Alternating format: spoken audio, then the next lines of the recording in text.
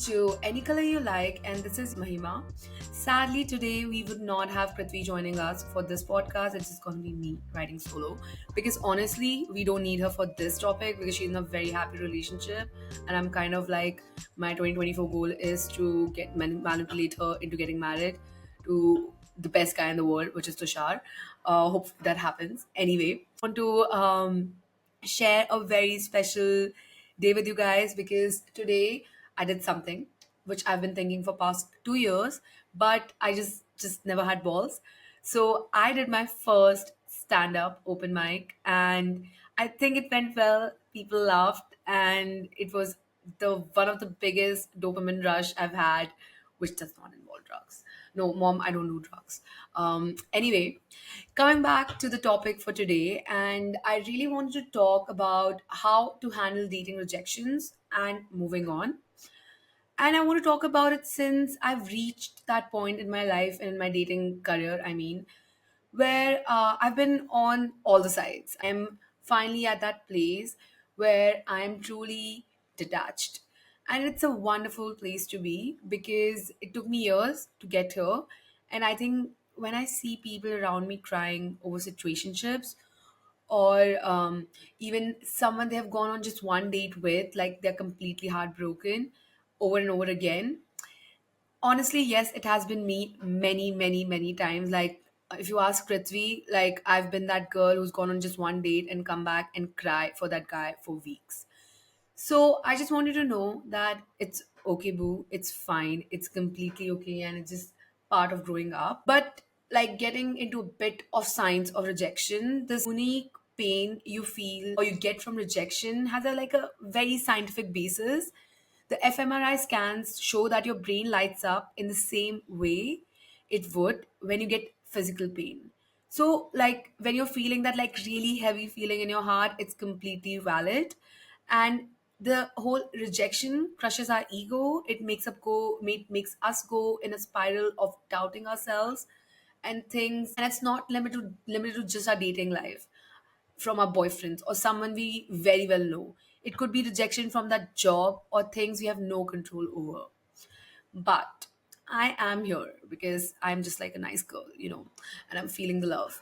No, but I'm here to help in any way based on my personal experiences and what has helped me to reach a place after too long failed relationships and dates I can't even count with people from my culture and on the other extreme end of it. So it was 2022. I got out of a long term relationship, like you guys have heard multiple times on this podcast. And I was on a dating role. Like at that time, found it the only way to deal with how heartbroken I was and ways to get validation. I was just trying to find quick fixes. And honestly, if that's how you deal with things and it works for you, great. But it was a terrible idea for me to just not sit with my like broken heart and just keep on finding that in other people. So after months of being on that dating role, feeling like invincible, getting that like external validation, really feeling okay, I am this new girl in Kent and I can do anything. This exotic Indian girl, which I'm not anymore in India. I'm just 1.4 billion. Um, so I did meet a guy from date one. The obsession from both sides was on max level to the point I was telling my friends, is this normal? Maybe he's a Belgian and I being an Indian, like, is this like, I don't know, how are we so connected? It felt like fucking cosmic relationship. We had so much in common. I couldn't stop myself. I was giggling, I was laughing, I was blushing. It just felt like, oh wow, maybe it all makes sense why I broke up with Sid, like why all these things happened to me. And honestly, things were going like we would get married tomorrow. And things are going so fast, which honestly, in retrospect, should have been a sign for me. He even deleted his Bumble after 2 dates, which he told me. Cut to the part when I had gone to India for 3 weeks during the time we were dating, and we were still talking. And I even told my parents about him, which is crazy because I didn't even tell about my boyfriends to my dad. But with this guy, I was like, oh, now I feel something. Like I was not fucking crazy in my head, or maybe I was. I don't know what it was, but I really felt something. It was that gut feeling. So It was really fast. We were booking tickets for the rave. We would go together and planning all those like little details once I'm back. So it was going like great. Even when I was in India, it was not like we stopped talking or something. When I came back after that 3 weeks vacation, I had a severe anxiety attack, and I just didn't want him to deal with it. So I just was like taking my space, and I didn't reply for some time. I kind of did push him back, and yeah, I was not most communicative about it, but it wasn't like, I don't know.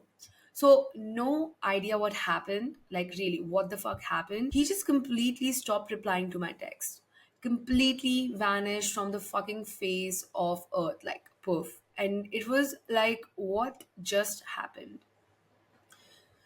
This was sorry, Delhi cough. um so this is my first time I was actually truly ghosted and rejected as fuck. Like someone just outright decided that I do not exist in their life. All the big words they were saying meant nothing. I think I was in shock for a few weeks, like few days, like what had just happened.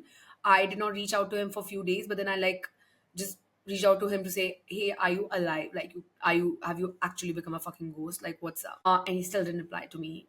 So anyway, few weeks following it, I was confused, heartbroken, angry. But the worst thing was I was so insecure about myself. Feelings I will never, ever let anyone make me feel, not even my fucking husband, because no, like, no, just no.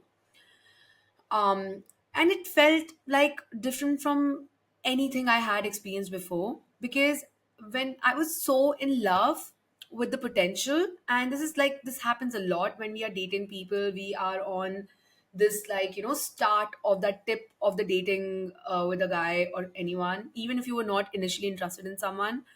But once you start thinking and imagining that potential, that I completely did not want to accept what he's doing to me right now, and how he's treating me like I'm bloody nothing. And yeah, like when I broke up, how it's different from when you are with someone for a long time is because when I broke up, I was really heartbroken.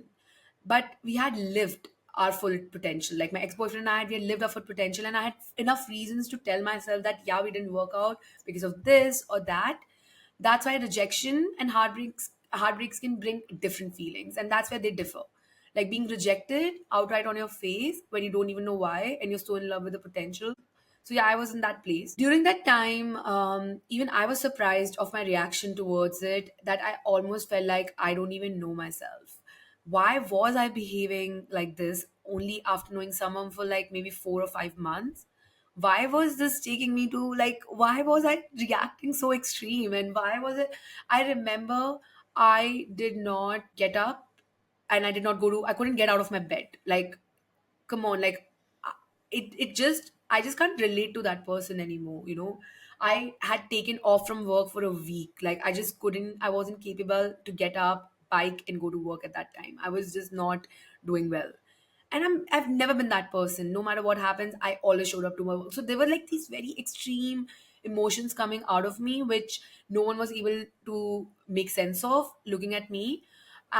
During this time, instead of getting back on Bumble, which used to be my older reactions to things like coping up with, dating or heartbreaks, like because it would set me up for another cycle, I decided to learn more about myself. So I started the most cliche, no, I won't say cliche. So I decided to start therapy. And the thing is, when I went for therapy this time, it definitely came after something, like it came from an outside reason, because I was behaving in a very erratic way. I wasn't looking for the therapist to, like, heal me or anything. I just wanted answers because I was not able to really figure things out for myself. Like my data points, or like my whole brain was just not working. Cut to 2023, the craziest roller coaster year of my fucking entire life. I mean, 2023, I did things I would have never done. And it all started somewhere because of being rejected and being curious. So, like end of 2022, I remember it was the New Year's last year, and I was going on the semi solo trip to Budapest, and I was like, I need some time away. I didn't even want to be in Ghent at that time. I didn't want to be in the room or just not be even around, like, I don't know, Belgians or just anyone, because there was just so much anger. So during that time when I was going to Budapest, and I those 5 days kind of made me realize, spending that reasonably like long days with myself, that I really need to understand who am I, what the fuck do I want, and what do I even like? Like these very basic questions which I never really stopped and asked myself. So, independent of my therapy, once I came back from the trip in Jan of 2023, I decided to completely cut off the supplies of external validations, because I just feel throughout my life I've been so caught up in the cycle of being externally validated, having that outside attention, that I've kind of lost myself within it. So basically, I decided to cut off every single thing. And I know it's a bit extreme approach towards it, but like, take what helps you, but it fucking helped me. So I cut off all the external validation. Like, Bumble was out, definitely out. I decided to go practice celibacy, which is a shocker for all my friends knowing me. Yeah, hopefully, mom, you're not listening to it. No, or yeah, no. Um, Heavily spent time alone. Like, I really was someone who always wanted people around her, or I was always on the calls and things like that. But I really took a very dedicated time, where there's no one texting me. I'm not texting anyone. There's just no good morning text, good night text, looking forward, when I wake up. No, just no, nothing. I cut off weed, which I was smoking like heavily, to feel that hug, and did shit ton of shadow work. Like, I was like on it. I was like, all these self-help books and whatever there things there are in universe that can help me understand myself, and being just curious to figure out who I am. I spent a lot of my time which was dedicated towards, Bumble, talking to people, going out on dates and stuff, very much dedicated to just knowing about myself and finding answers. And honestly, at this point, because I had a lot of time, I really started spending a lot of time in gym as well. If you're spending 5 days a week in gym after a 10-hour long work day, honestly, you don't have much time to do other things. And I became that person who counts her calories, who's counting not just calories. We are above it. At that point, I was carrying my fucking protein with my roommate. We were just having competition all the time about it. Like, that's what my life became. And I was so heavily invested just being inside of me. And I just wanted my mind to detox from the years of fake dopamine that I would get from all these stupid external validation. I really wanted to figure out who I am.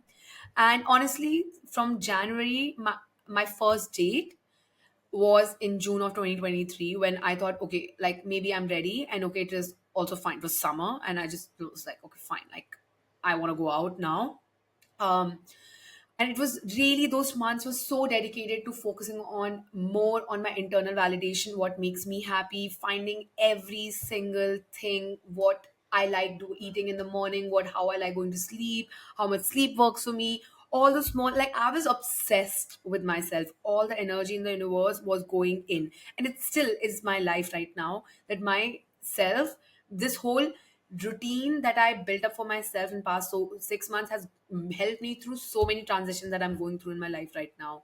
I'm in India. I quit my jobs, and honestly, it sounds like we see all these reels and stuff that, it sounds so rosy and like so romanticized. Honestly, it was fucking hard. Like, oh my god, it was so bloody hard.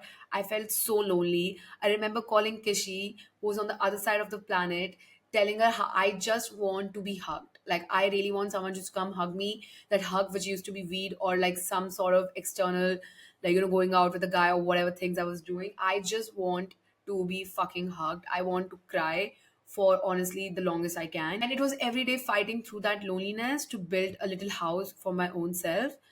But these 6 fucking bloody months of my life really massively helped me with confidence, because my life is so filled with things I enjoy which are not coming from outside, and I create them.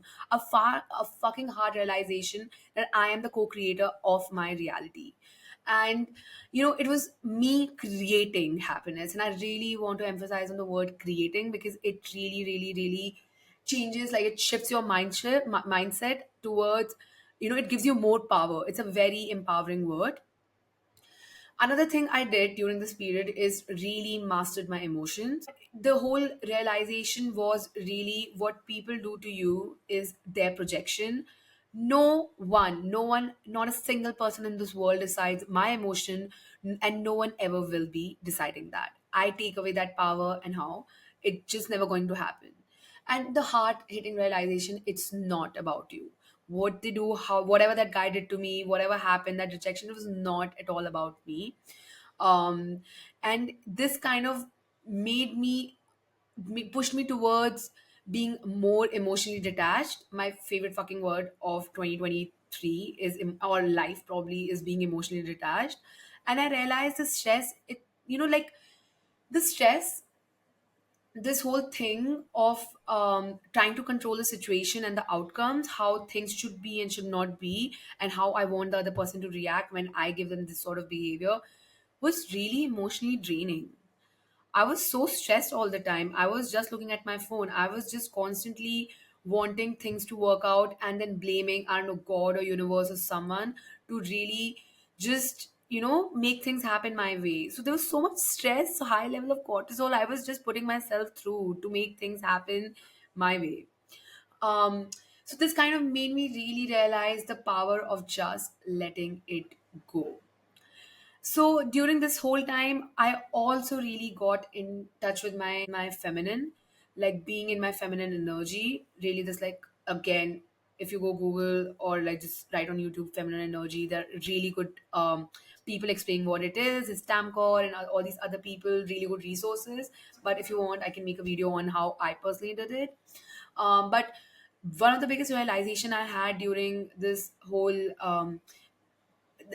changing myself from being in that masculine energy where I want to take have a charge of my life and everything, I was letting things flow. I was literally letting things flow. I was not, like, blaming myself anymore for things. I extremely became kind towards myself, because when, even if I fuck up on something, I would tell myself, I my that as long as I'm aligned with my body and how I feel, it's fine. It's completely fine even if I fuck up things. It's completely okay if I am doing all these things. As long as I am very honestly true to myself. And somewhere it really helped me move on from a lot of things in my life I was so dearly attached to, like not just dating, but my job and my career and where I was going in my life. It kind of really helped me realign things. And my favorite rule right now to deal with any rejections in my life, even outside of my dating life, is the so what rule, where you didn't get that text back, so what?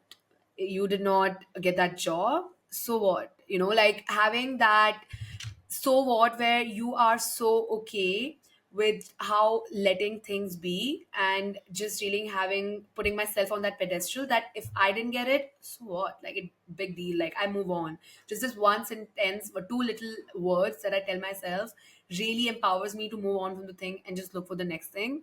And it really keeps me on my feet. And last thing that I really do when I'm dating people now is that every time I go on a date and every time I have any conversation with people, it's really rooted in very in a place where I keep myself on a fucking pedestal. Like, I am the person I care about. I'm the person who I should be making happy. So I'm on this like big pedestal instead of putting someone else on that. So I really went from asking how do I add value to his life or someone's life to more how does that person add value to my life?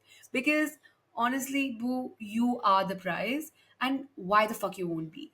If you have worked on yourself so bloody hard, why the fuck you won't be?